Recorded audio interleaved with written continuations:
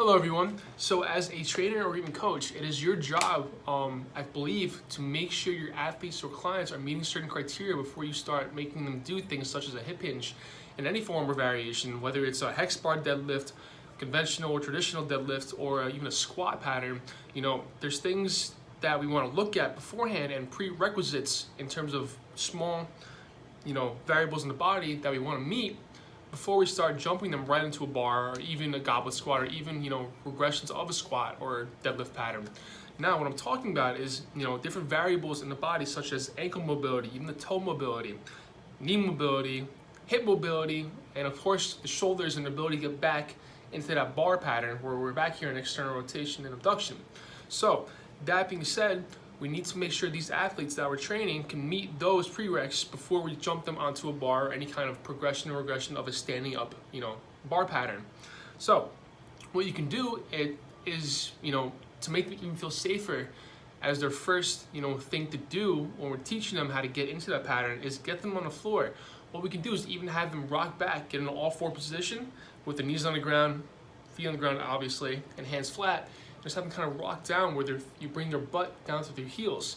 And this pattern will tell you a lot about how they like to, favor one side, what kind of mobility their knees have, their hips have in hip flexion, or even you can tell, if their neck and head level or the cervical region, which way this neck will go.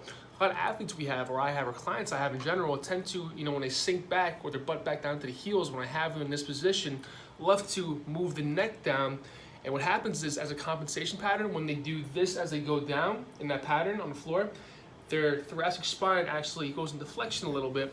And while flexion's not horrible, when we're teaching someone the foundation of lift, we have to kind of take this into consideration and how, in a safe position on the floor, if they have minor deficits, how those minor deficits are going to play a larger role once we get into a loaded pattern, no matter what the regression or progression of the pattern is standing up. So, point to take home, make sure your athletes and clients meet certain prereqs, make sure there's certain variables being attenuated to, and they don't need to be perfect. People's bodies, especially the biomechanics of younger individuals, are very malleable. They learn very fast, whether you use external or internal cues. That's for another time. It plays a huge part, but right now I'm just trying to get you to understand the biomechanics and little breakdowns you can do before you have an athlete or adolescent come in for a movement that is loaded, especially standing up. So that's my 2 cents. Pretty straightforward, but I believe it's important that you do this for anyone you are training, whether you do functional movement screening, which is something you can look into, or just the basic regression patterns of certain movements. So have a nice day.